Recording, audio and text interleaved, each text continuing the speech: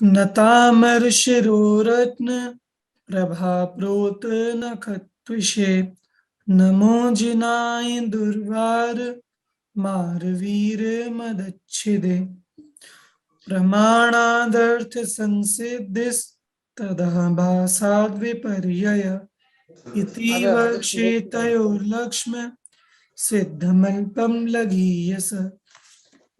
चलिए, आचार्य लघु अनंत वीर द्वारा रचित प्रमेय रत्नमाला ग्रंथ है। इसमें एक सेकंड, चौथा समुद्देश है।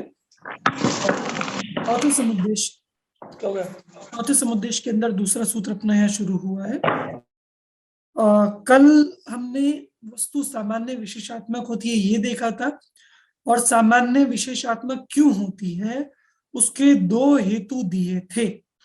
बताइए दीपक, एक बताइए कोई। एक अनुव्रत और एक व्याव्रत। नहीं, ये तो पूरा एक हेतु था कि वस्तु अनुवृत्त व्यावृत्त प्रत्यय से गोचर होती है, इसीलिए सामान्य विशेषात्मक होती है। ये पहला हेतु। और एक दूसरा हेतु क्या था संदेश? उत्पाद व द्रव्य कि वस्तु में जैसे यहाँ कहा था पूर्वोत्तर आकार परिहार अवाप्ति स्थिति लक्षण परिणाम से उसमें अर्थ क्रिया होती है। इस तरह से वस्तु सामान्य विशेषात्मक होती है। हमने दो हेतु देखे थे और मैंने आपको इसका एक होमवर्क दिया था कि ये जो चार हैं, मतलब हमने देखा था अनुवृत्त प्रत्यय मतलब तिर्यक सामान्य, व्यावृत्त, अच्छा ये देखो इसमें बना भी होगा जो कल हमने शायद हटा दिया था, या फिर देखता हूं।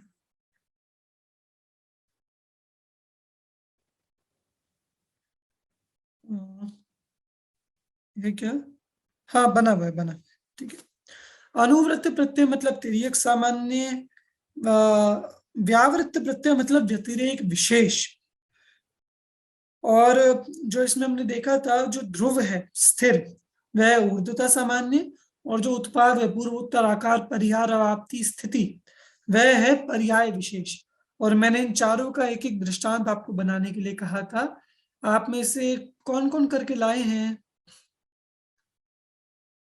आर्जव, और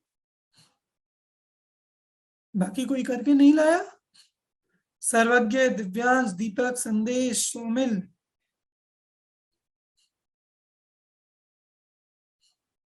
बाकी सब आप?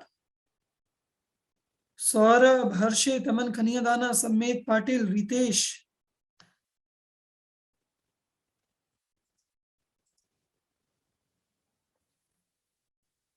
नहीं, ये अच्छी बात नहीं है। और पता नहीं क्यों आप लोगों को अभ्यास की कीमत नहीं है, आप लोगों को मार्क्स की कीमत है।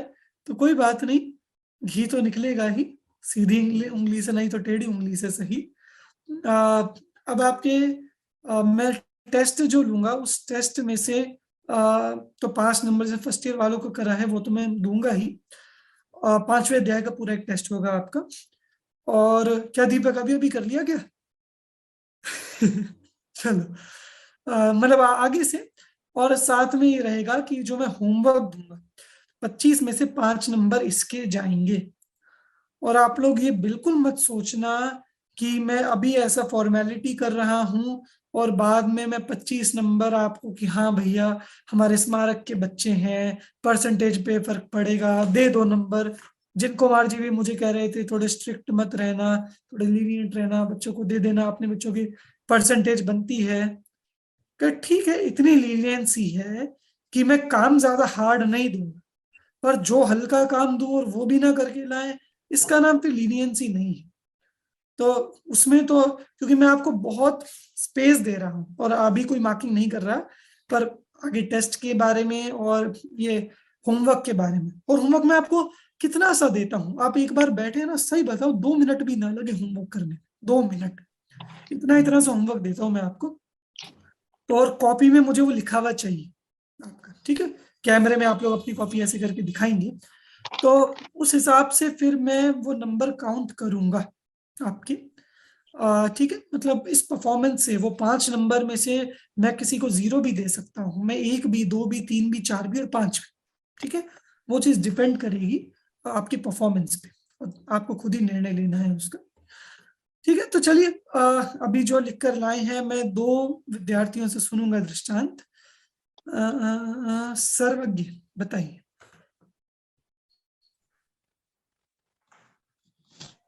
इसमें अनुवृत्त प्रत्यय में सबसे पहले विद्यार्थी का लिया था कि ये सामान्य प्रत्यय है, और फिर व्यतिरेक विशेष, व्यतिरेक प्रत्यय मतलब विशेष लक्षण। जैसे विद्यार्थी में विद्यार्थी कैसा है, मोटा है, लंबा है, तो ये छोटा है। विद्यार्थी लिया, ये कितने विद्यार्थियों की अपेक्षा लिया आपने? विद्यार्थी, कितने विद्यार्थियों की अपेक्षा एक विद्यार्थी? सेकंड भाई साहब, आवाज नहीं आ रही। मेरी क्या? आवाज नहीं आ रही? हाँ हाँ, अब आ गई। मैं कह रहा हूँ कितने विद्यार्थियों की अपेक्षा विद्यार्थी लिया आपने? जैसे हमारी शास्त्री द्वितीय वर्ष कक्षा ली, तो ये तो हो गया एक सामान्य लक्षण मतलब अनुवृत्त प्रत्यय। और इसमें कोई लंबा है, कोई छोटा है, तो ये व्यावृत्त अनुवृत्त प्रत्यय। प्रत्यय का ये दृष्टांत थोड़ा सा सही नहीं है। और कोई बताइए हर्षित। आप लोग भी बाकी सोचिए, इतने करके नहीं लाए कोई दिक्कत नहीं है। सब जैसे बहुत सारी ट्रेन हैं, तो पर मतलब सामान्य इससे, हाँ ठीक है, बताओ। सामान्य, सामान्य रूप से तो ट्रेन हो गई, और ठीक विशेष है, मतलब दिल्ली जाने वाली ट्रेन, जयपुर जाने वाली ट्रेन, और ऐसे मतलब ठीक है, अलग ठीक है। अलग। ये आपके कौन से सामान्य विशेष हो गए? तो अनुबंध प्रत्यय और व्यापक प्रत्यय हो। तिर्यक सामान्य और पर्या और व्यतिरेक विशेष। हाँ। ठीक है, ये 2 हो गए। चलिए, कोई ऊर्ध्वता सामान्य और पर्याय विशेष का दृष्टांत बताइए। कौन है, कौन है? आर्जव बोलिए।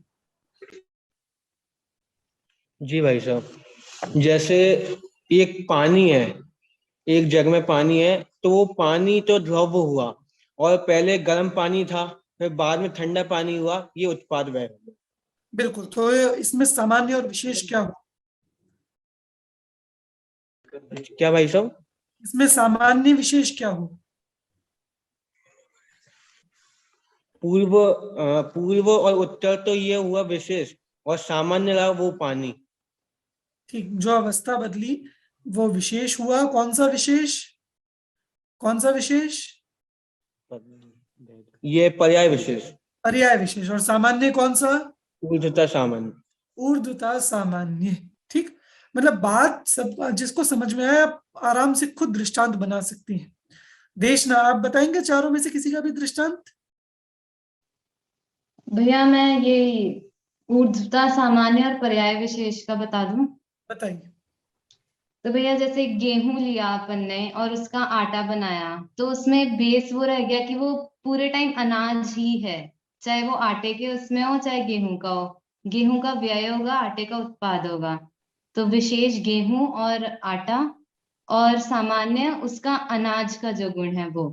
बिल्कुल सही, मूर्ता सामान्य पर्याय विशेष, उसमें आप लगा सकते। फिर आ गया, मतलब ये तो आपने 2 पर्यायों में ले लिया, और भी आप आगे की पर्याय अगर लगा लें कि वो आटा है, आटे से वो लोई बनेगी, फिर उससे रोटी बनेगी, तो ये उन पर्यायों की अपेक्षा कि उन सब में एक ध्रुवता और एक विशेषता, ठीक, वो लग जाए।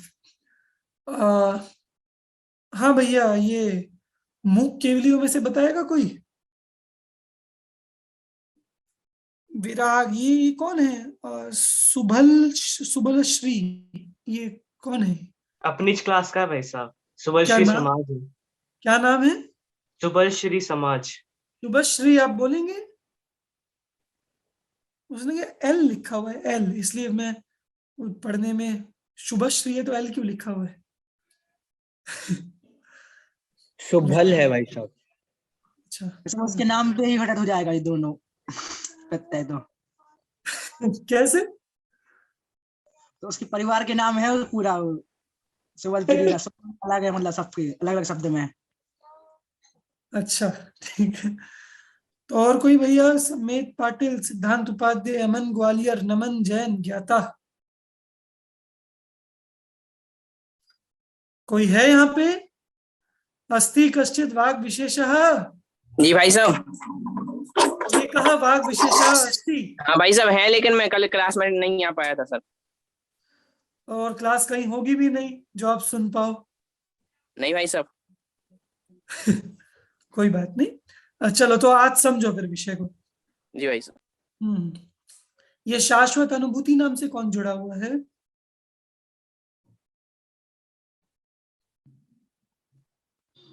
भाई साहब शाश्वत धाम से कोई।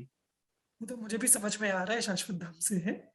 इसलिए पूछ रहा हूं कि कोई है तो वो रिएक्ट करे उस वाली आईडी से।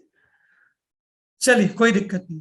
तो ठीक है, आज हम इस विषय को एक बार टीका पढ़ेंगे तो और हमें विशेष ख्याल में आएगा, और जिन जिनको स्पष्ट नहीं था सबको स्पष्ट होना चाहिए। और कल मुझे सबकी कॉपी में ये देखना है, सबकी कॉपी ऐसे कैमरे में दिखनी चाहिए।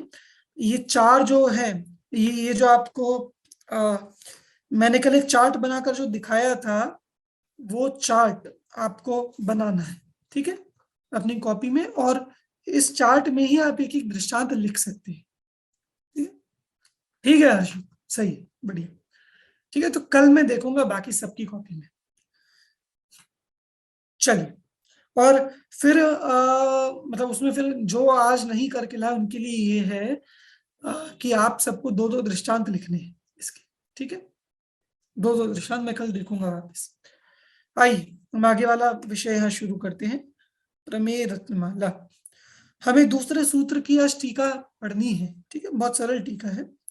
मतलब जो हमने विषय पढ़ लिया ना, अब ये देखो हमने जो ये विषय समझ लिया, कौन कौन सा तिर्यक सामान्य, उड़ता सामान्य, व्यतिरेक विशेष, पर्याय विशेष, माने आपके चौथे अध्याय का विषय पूरा हो गया। विषय पूरा हो गया, बस अब समझने वाली बातें एक, और जो बीच में दार्शनिक विवेचन आएंगे वे विषय हैं, तो उन्हें हम करते हुए चलते हैं। आइए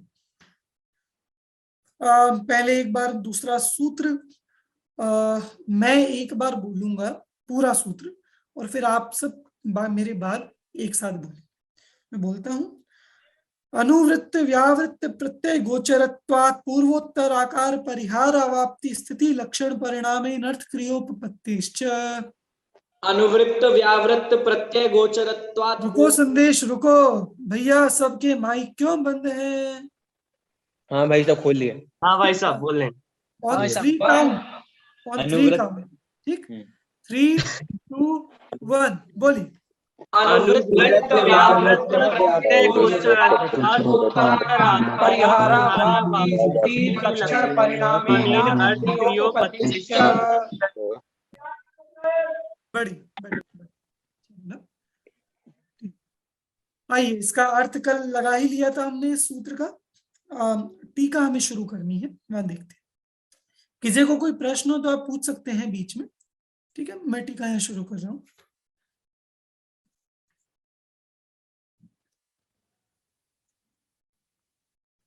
देख, अनुवृत्त आकारो ही गौ गौ इत्यादि प्रत्ययः।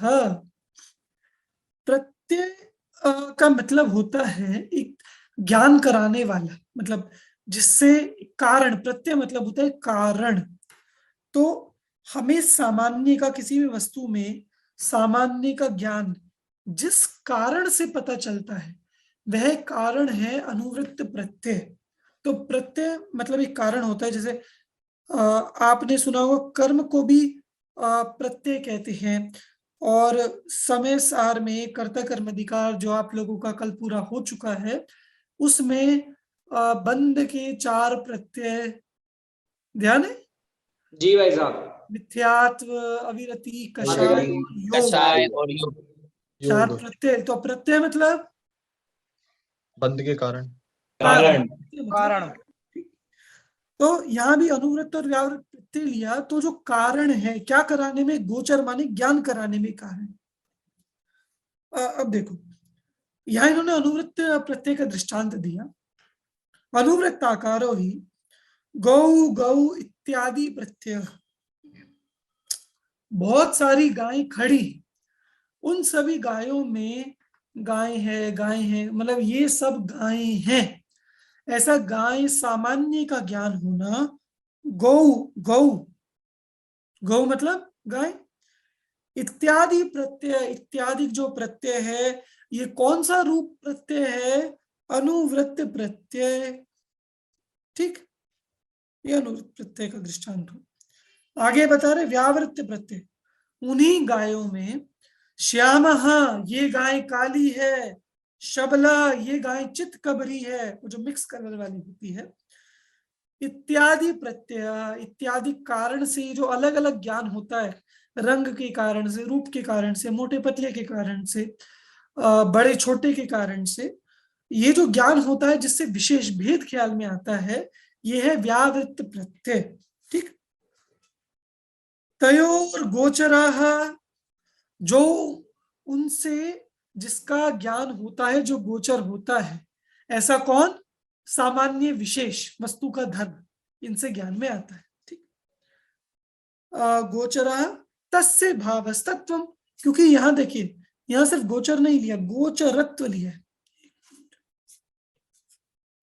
गोचरत्व, तो त्व शब्द भाव के अर्थ में है त्व प्रत्यय, तो तस्य भावः गोचरस्य भावः गोचरत्वम्, गोचर का जो भाव है वो गोचरपना है। इसका मतलब वो ज्ञान कराने रूप भाव उसमें है। अनुवृत्त प्रत्यय में और व्यावृत्त प्रत्यय में वस्तु के सामान्य और विशेष अंशों का ज्ञान कराने का भाव यहाँ मौजूद है। ठीक, इसका नाम है तस्य भावस्तत्वम्, गोचर का भाव गोचरपना। मतलब ये देखिए, त्व शब्द को थोड़ा समझिए, मैं थोड़ा सा क्लियर करता हूं, क्योंकि आपको ना हेतुओं में बहुत जगह ये आता है त्वात त्वात त्वात, मतलब जहां जहां आप हेतु देखेंगे, आत्मख्याति में भी है, फिर आप सर्वार्थ सिद्धि पढ़ेंगे, आप राजवार्तिक अगले वर्ष पढ़ेंगे, हर जगह ये आता है। तो त्वात शब्द में जो आत लगता है वो तो पंचमी विभक्ति, जैसे इसमें गोचरत्वात्, तो इसमें जो आत लगा हुआ है ये तो पंचमी का प्रयोग है, पंचमी विभक्ति एक वचन, जैसे राम का रामात बनता है, पिला का आकारांत पुल्लिंग में और नका और नपुंसकलिंग में, आकारांत नपुंसकलिंग में, जो पंचमी में लगता है, राम का रामात, पुस्तक का पुस्तकात, बालक का बालकात। ठीक, आत तो ये है। त्वा शब्द लगता है भाव के अर्थ। अब यहाँ क्या अर्थ हुआ कि सामान्य विशेषात्मक वस्तु में अनुवृत्त प्रत्यय और व्यावृत्त प्रत्यय से गोचरपना है। गोचरपना है मतलब कि वो इनसे ज्ञान में आती है वह वस्तु। देखो, त्वा शब्द के लिए मैं आपको एक दृष्टांत देता हूं। जैसे अग्नि में उष्ण है क्या? अग्नि में उष्ण है क्या? ये बात, अग्नि में उष्ण है, ये वाक्य सही है या नहीं? है नहीं। अग्नि तो क्या वाक्य बनेगा? उष्णता है, बिल्कुल, उष्णत्व है, उष्णता है, उष्णत्व है या औष्ण्य है, ये वाक्य बनेगा। तो ये ता, जब भी आप ऐसे एक वस्तु का संबंध, भाव प्रधान वस्तुओं का संबंध करते हैं या वस्तु का हम कोई गुण बताते हैं, तो हम उसे त्व या भाववाची अर्थ में लेते हैं। ठीक, अलग से वस्तु रूप में नहीं कहते। जैसे आत्मा के परिणाम से कर्म बंधता है और कर्म के उदय से आत्मा के परिणाम होते हैं। ये बात आपने समय सार की 80, 81, 82 में पढ़ी है। जीव परिणाम हेदुम कम्मत्तम पौगला परिणमंती पौगल कम्मण मित्तम तहेव जीवो भी परिणमदी। ठीक, ऐसे ऐसे परस्पर में परिणमन होता है। तो बताओ, जीव का परिणाम कर्म के बंध का निमित्त है या नहीं? है। और इसी बात को हम भाव परक भाषा में कैसे बोल सकते हैं? इसी बात, सोचो सोचो, वो बहुत सरल है, आपको एक बार ख्याल में आना चाहिए। कर्म बंद हो रहा है जीव परिणामत्वात्। नहीं, बंद हो रहा है, के परिणाम से। का परिणाम पना। देखो एक बात ध्यान रखना, जहां जब भी हम त्व लगाएंगे तो उसका कोई ना कोई स्वामी होगा। ध्यान रखना, फिर से वापस बोल रहा हूं, जब भी हम किसी शब्द के आगे त्व लगाते हैं, माने उसे भाववाची बनाते हैं, तो उसका कोई ना कोई स्वामी होगा। मतलब आप उस पर प्रश्न कर सकते हो, कस्य, कस्य। जैसे आप कहो जीव परिणामत्व, तो पृच्छाम्य हम यद जीव परिणामत्वम अस्ति, किंतु कस्य इदम जीव परिणामत्वम, कस्य नापि कस्यचित्। मतलब अभी तो हमें किसी का नहीं दिख रहा ना कि जीव परिणाम किसका है। फिर से मैं फिर से वो बात उठा रहा हूं, जीव के परिणाम के निमित्त से कर्म बंध होता है, यह जीव का परिणाम कर्म बंध में निमित्त है। अच्छा, इसमें आप निमित्त शब्द को भाववाची करिए, कैसे करेंगे निमित्त शब्द को? नैमित्तिक। नैमित्तिक तो कर्म हो गया, मैं बात कर रहा हूं निमित्त की। जो कार्य हुआ वो नैमित्तिक हुआ ना, पर निमित्त की। निमित्तत्वात्, निमित्तपना होने से। निमित्तपना अथ निमित्तत्वम अस्ति, कस्य अस्ति इदम निमित्तत्वम।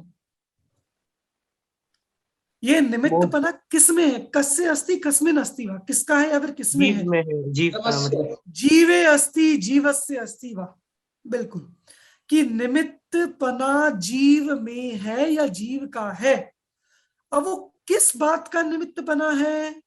कि कर्म के बंध का। ठीक, तो हम इसे ऐसा बोलेंगे कि जीव के परिणामों में या जीव के परिणामों का कर्म बंध का निमित्तत्व होने से, कि जीव से कर्म क्यों बंधते हैं, तो इसका हेतु दिया जीव के परिणामों का कर्म बंध निमित्तत्व होने से। बात समझ में आ रही है? आप ये कंसेप्ट समझ जाओगे ना, आपको पूरे न्याय ग्रंथों में बहुत काम आएगा। वरना हमेशा आप कंफ्यूज हो जाते हैं कि इसमें छठ षष्ठी विभक्ति क्यों लगा रहे हैं, ये त्व शब्द को ऐसे। हम जब मैं आत्मख्याति हम लोग पढ़ते थे, भाई साहब पढ़ाते थे, तो मुझे ऐसे ही लगता था कि हेतु लगाने के लिए कहीं भी त्वात लगा दो, त्वात लगा दो, कहीं भी, इसमें बहुत आते थे। पर ये चीज स्पष्ट हुई फिर बाद में कि त्व भाववाची और आत ये पंचमी विभक्ति वाला प्रयोग है। तो हमें जैसे निमित्तपना, जब भी हमने त्व लगाया, दो तीन बातें ध्यान रखो, जब भी आपने त्व लगाया, पहली बात वो नपुंसक लिंग बन जाएगा वो शब्द, एक चीज, ठीक है, कॉपी में नोट कर लेना, ये चीजें मुझे पता याद नहीं रहेंगी। निमित्त त्व लगाया, वो शब्द नपुंसक लिंग बन जाएगा। दूसरा, वो शब्द गुण बन जाएगा, गुण का हो भाव का हो, वो गुण बन जाएगा। और तीसरा, उसका कोई ना कोई स्वामी होगा ही होगा। पहली बात वो नपुंसक लिंग शब्द में, ये तो व्याकरण की दृष्टि से हो गया। दूसरा, वो भाववाची गुण होगा या भाव होगा। और तीसरा, उसका कोई ना कोई स्वामी होगा। ठीक, जैसे एक दृष्टांत से और देखें, कोई भी चीज कोई भी कार्य में आप लगा सकते हो, अब जिस कर्म की अपेक्षा से ही लगाएं। कर्म के उदय से जीव, कर्म के निमित्त से कहो, कर्म के उदय के निमित्त से जीव के राग होता है, कर्मोदय से राग होता है। तो क्यों होता है राग, अब बताओ? कर्मोदय के निमित्त से। कर्मोदय के निमित्त से। अब इसको हेतु वाली भाषा में कहो, कर्मोदय निमित्तत्वात्। कर्मोदय निमित्त, कर्मोदय निमित्तत्वात् नहीं, कर्म। अच्छा, इसमें भाववाची शब्द क्या बनेगा? भाववाची निमित्तत्व। अब ये जो गुण है, ये गुण किसका है? कर्म का। कर्म का। तो हम क्या बोलेंगे? अच्छा, सिर्फ कर्म का नहीं, कर्म के उदय का, क्योंकि कर्म जीव के परिणाम नहीं, कर्म का उदय। तो हम क्या बोलेंगे? कर्मोदय से निमित्तत्वात्, कर्मोदय का निमित्त पना हो। अब हम पूछेंगे कस्मिन् निमित्तः, कर्मोदयः कस्म, कर्मोदय किसमें निमित्त है? फिर हम कहेंगे जीव परिणामे। परिणाम भाई साहब, स्वामी में षष्ठी लगेगी। बिल्कुल स्वामी, ये भाव भी बात जो स्वामी में षष्ठी विभक्ति लगनी। ठीक है, मतलब हमारे यहाँ भी जो इसमें भी प्रकरण आएंगे, या आप लोग अभी कहीं भी ये विषय पढ़ते हो, इस बार मतलब जहां भी ये त्वात आता है वहां लगाया करो, इस बारे में सोचा करो कि यहाँ कैसे लग रहा है। तो आप देखेंगे जहां कहीं त्वात आएगा, त्वात, वहां किसी ना किसी में षष्ठी विभक्ति लगी होगी, तो आपको उसमें उसका स्वामी मिल जाएगा कि ये जो गुण है ये गुण किसका है। ठीक, जैसे हम कहें पुद्गलः मूर्तः, पुद्गल कैसा है? मूर्तिक। मूर्तिक है। कथम, हेतु दो अब, क्यों मूर्तिक है? दिखने से। गुण अपेक्षा, हाँ हाँ, स्पर्श रस गंध वर्ण अपेक्षा। इसको एक शब्द में बोलो तो स्पर्श रस गंध वर्ण को एक शब्द में क्या बोलेंगे? सर्वार्थ सिद्धि 5वां अध्याय। स्पर्श रसगंध वर्ण बनता पुद्गला। एक रूप- शब्द, एक शब्द। रूपी रूपी रूपिणः पुद्गलः, पुद्गला। रूपी ये पुद्गल है। तो पुद्गल मूर्तिक क्यों है, मतलब पुद्गल चक्षु से क्यों दिख जाता है? तो रूप्यत्वात्। इसका, हाँ रूप्यत्वात्। क्या बोला संदेश वापिस? रूप्यत्वात्। रूप्यत्वात् नहीं, रूपित्वात्। रूपी तो प में छोटी की मात्रा लग जाएगी, त्व, रूपित्वात्। अब ये जो रूपित्व है ये किसमें जाएगा? क्या इसका स्वामी कौन है? पुद्गल। पुद्गल। तो अगर हम पूरा वाक्य बोलेंगे तो क्या, कि पुद्गलः चाक्षुषा, ये तो हो गई प्रतिज्ञा, जी। प्रतिज्ञा। अब इसका हेतु दो, कि किमर्थम चाक्षुषा पुद्गलस्य रूपित्वात्, रूपित्वात् इति हेतु। क्योंकि जो रूपित्व है, रूपित्व वो किसमें है? पुद्गल में है। तो बात समझ में आई? तो यहाँ रूपित्व ये गुण हो गया, इसका स्वामी कौन? पुद्गल, तो उसमें षष्ठी विभक्ति पुद्गलस्य ये हो गया, और फिर आपने उसका हेतु रूप में प्रयोग कर लिया। भाई साहब, जब पक्ष और हेतु का कथन एक साथ लिखा जाता है तो यह पर्वत अग्नि वाला है धूम वाला होने से, तो हाँ। यहाँ पर स्वामी तो है ही नहीं। धूमत्वात् अयम हाँ। अग्निमान्य बोलो धूम। बोलो, अग्नि धूम की प्रतिज्ञा और हेतु बोलो समर्थ। इसमें प्रतिज्ञा है कि यह जो पर्वत है वो अग्नि वाला है, और हेतु है धूम वाला। वन्नीमान, ठीक है। हाँ, धुएं वाला होने से ये हेतु है। संस्कृत में बताओ हेतु क्या लिखा है? पर्वतोयम वन्नीमान धूमवत्वात्। धूमवत्वात्, हाँ। ठीक, चलो ये दृष्टांत को लेते हैं। मैं चलो आपको इसमें करके दिखाता हूँ। मैं चाहता हूँ ये एक बार अगर आपको स्पष्ट हो जाए तो आगे तक बहुत काम आएगा आप लोगों को ये पूरा विषय। चलो इसको तो हटा देता हूँ। ठीक है, देखो इन्होंने बोला दृष्टांत जो आपको बहुत प्रसिद्ध न्याय का दृष्टांत है,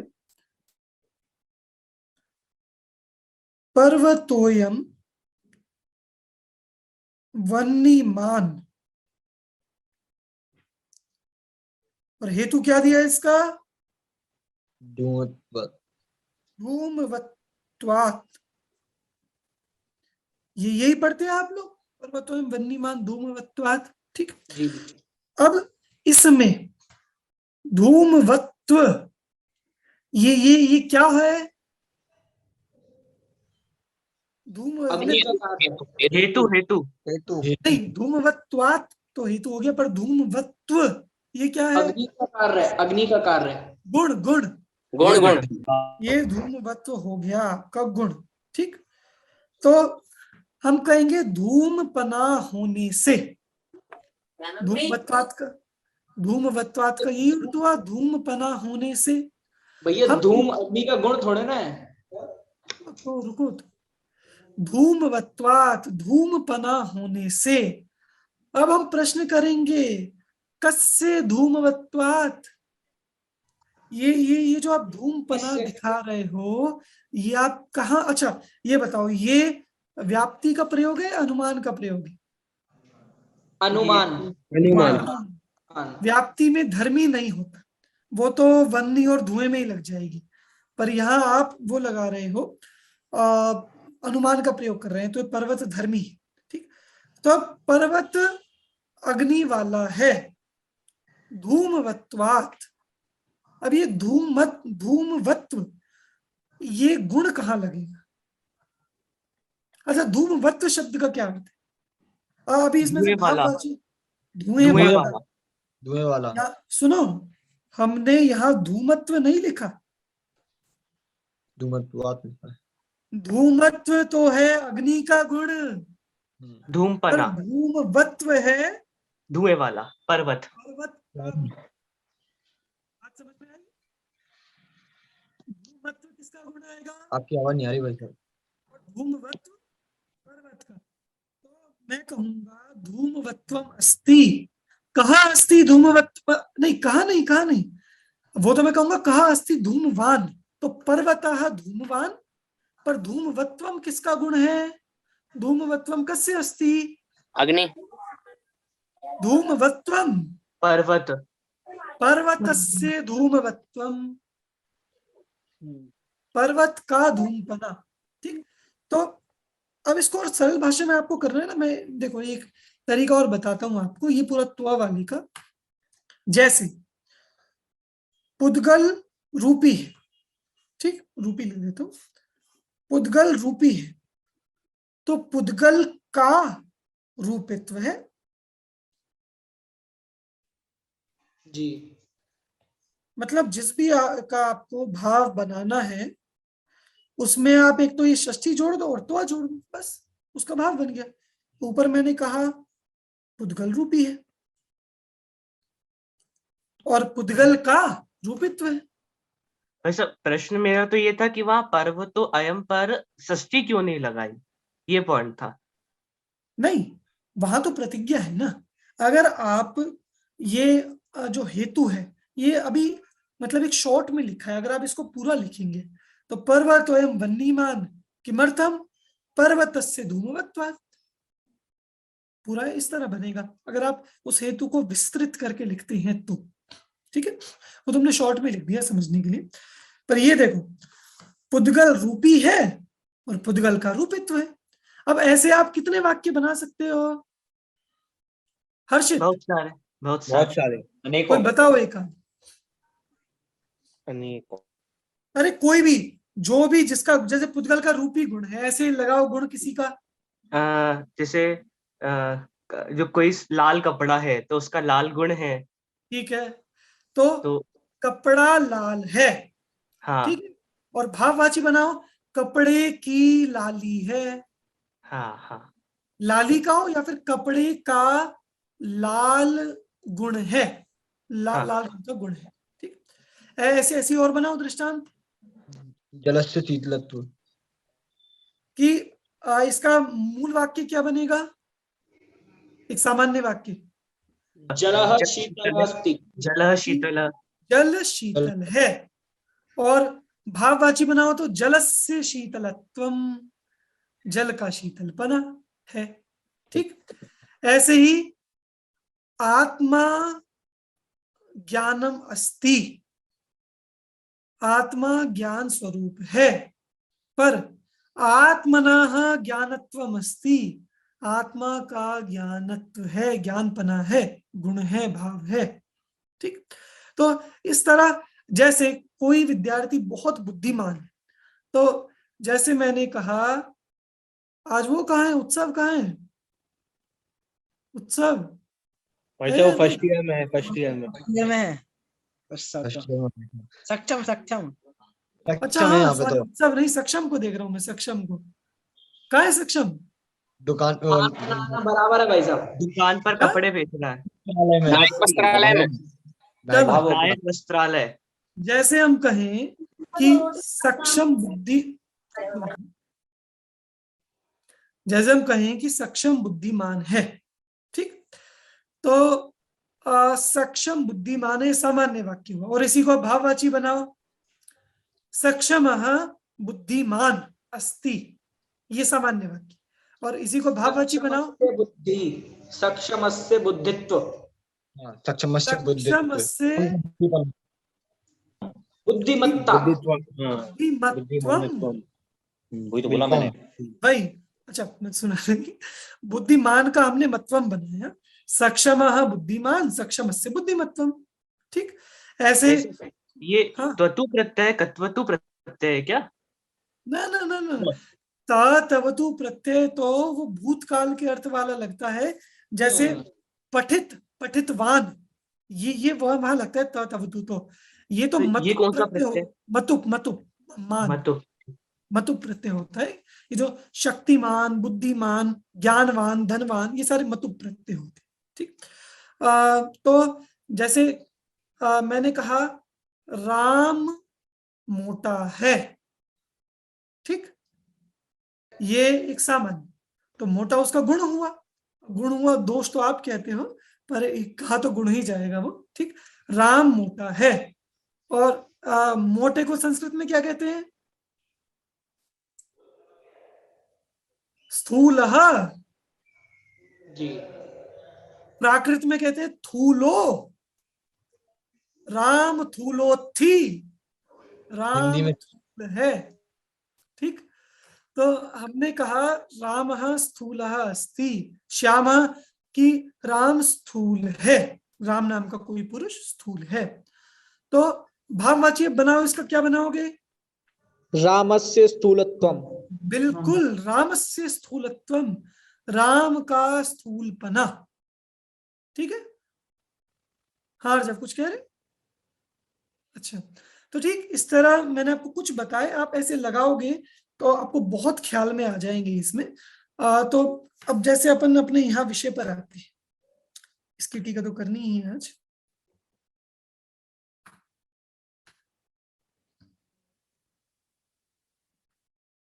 फिर देखो यहां आया अनुवृत्त व्यावृत्त प्रत्यय गोचरत्वात्। तो अभी आत को तो अलग करो, वो तो कौन सी विभक्ति है? आत मतलब कौन सी विभक्ति? पंचमी। पंचमी विभक्ति, इसे तो अलग करो। ठीक, अब हमें करना है, एक गुण है ये क्या है? एक गुण। गुण।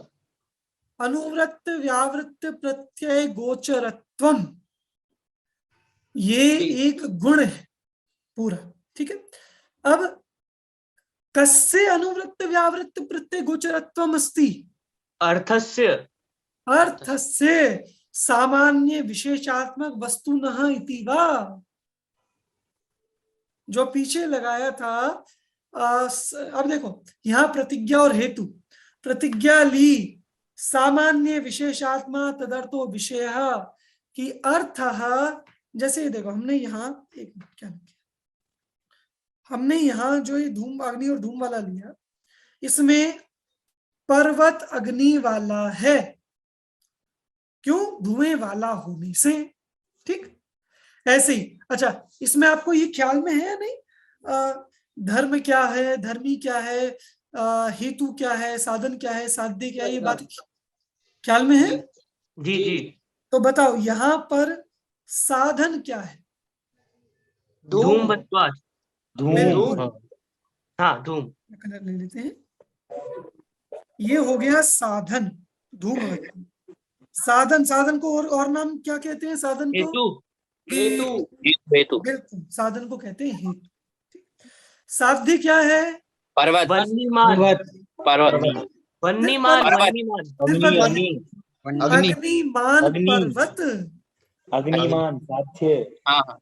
ये साध्य, अग्निमान पर्वत साध्य है पूरा, अग्निमान I know पर्वत। that you are wrong. क्या ये किसी घर में बातें हो रही है। ये बातें माइक म्यूट करके करो। ठीक, चलो, ये पर्वत और वन्यमान साध्य। अब ये इसमें धर्म और धर्मी क्या होगा? धर्म जो है, पर्वत धर्मी है, वन्यमान धर्म है। हाँ बिल्कुल, वन्यमान हो गया धर्म और पर्वत हो गया धर्मी। क्योंकि ये आपने पढ़ा होगा कि जब व्याप्ति का प्रयोग करते हैं तब देखो साधन तो यही रहता है हमेशा, हेतु, पर व्याप्ति के प्रयोग में धर्म साध्य होता है और अनुमान के प्रयोग में धर्म युक्त धर्मी साध्य होता है। ये मैं पढ़ा नहीं रहा हूँ, ये विषय अभी, ये आपके पिछले वर्ष के विषय थे सर, ठीक है। फिर भी किसी को विशेष पढ़ना हो तो जब फर्स्ट ईयर वालों की क्लास शुरू होगी प्रमेय रत्नमाला की, तब आप लोग इनवाइटेड है, ठीक है। तो देखो अब हमें यहाँ लगाना है, हमारे पास 4 चीजें हैं, साधन, साध्य, धर्म, धर्मी। अब देखो न्याय के विषय में जब भी आपको कोई विषय बहुत सरलता से समझना हो, कॉम्प्लिकेटेड हो रहा हो पर क्लियर करना हो, तो आप उसको 4 चीजों में बांट दो, साधन, साध्य, धर्म, धर्मी। पहले साधन और साध्य, और फिर साध्य के 2 भेद बनेंगे, धर्म और धर्मी, अनुमान प्रयोग। अब यहां बताओ, ये सामान्य विशेषात्मा तदर्थो विषय अनुवृत्त व्यावृत्त प्रत्यय गोचरत्वात्, यहां साधन क्या है? अनुवृत्त व्यावृत्त प्रत्यय अनुवृत्त व्यावृत्त प्रत्यय, प्रत्यय, बिल्कुल ये है आपका हेतु कहो, साधन कहो, ये है, ठीक है। अनुवृत्त व्यावृत्त प्रत्यय गोचरत्वात्, तो अनुवृत्त व्यावृत्त प्रत्यय गोचरत्व, ये आपका साधन है, ठीक है। साध्य क्या है? सामान्य विशेषात्मा तदर्थ, वस्तु, पदार्थ, तदर्थ। साध्य है सामान्य विशेषात्मक वस्तु, पूरी सामान्य विशेषात्मक वस्तु, वो क्या है?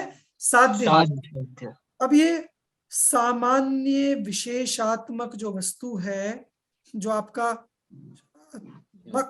वस्तु, ये आपका साध्य है।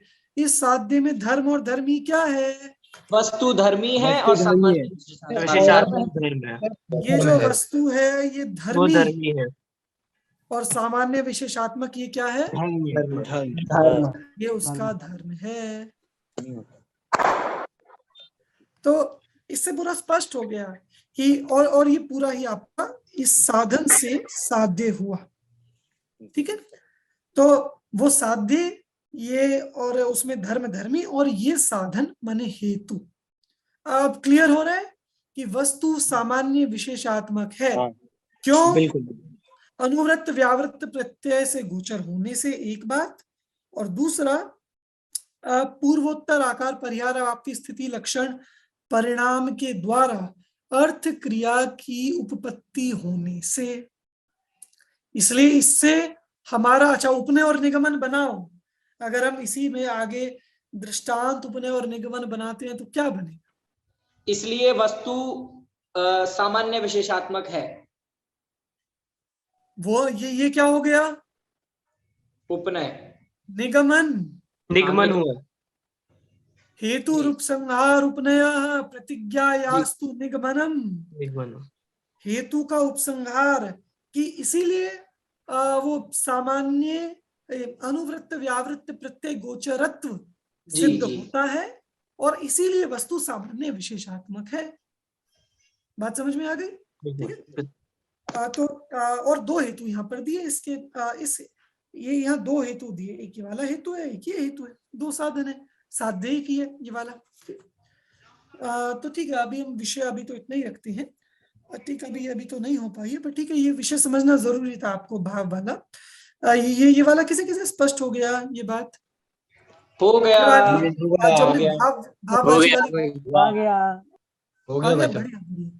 अब चलो सुनो, तो कल जिन्होंने आज का होमवर्क नहीं किया था उनके लिए तो कल वाला होमवर्क है, कल वाला तो है ही उनके लिए होमवर्क, कि आपको उसके 2 दृष्टांत लिखने हैं।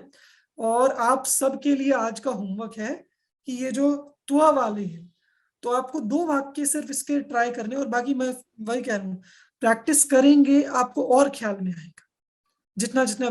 पर ये बिल्कुल पक्का कर लो तो आप टीकाओं को संस्कृत से पढ़ना बहुत सरल हो जाएगा आप लोगों के लिए। और चलो, मैं कहूँ अपने मन से आपको नहीं लिखने, आपको समय सार की आत्मख्याति टीका में से एक एक दृष्टांत निकाल कर लाना है जी, ठीक है। और उसको बताना है कि वहां त्वपना ये हेतु वगैरह कैसे बन रहा है, साधन साध्य हेतु वगैरह कैसे बन रहे हैं, ठीक है। चलिए, प्रश्न। हाँ बोलिए। ऐसा यहाँ पे 2 साधन कहे हैं, तो एक साधन से पूरी वस्तु सिद्ध नहीं हो रही, इसलिए 2 साधन कहे हैं कि दोनों से पूरी वस्तु को सिद्ध कर रहे हैं? कि देखो बात यह है कि कई बार एक वस्तु को सिद्ध हो जाती है एक साधन से, पर उसकी परिपुष्टि के लिए 2-3 साधन दिए जाते हैं। मतलब अभी जैसे आगे हमारा राजवार्तिक में आज जो विषय आने वाला है दूसरे सूत्र का, तो उसमें एक बात को सिद्ध करने के लिए उन्होंने 3 हेतु दिए। मतलब और भी आप सर्वार्थ सिद्धि में भी आप कई जगह देखेंगे, एक ही बात प्रूव करनी हो, आप कितने उसके लिए रीजंस देते हैं कि ये भी, इस वजह से भी, इसलिए भी।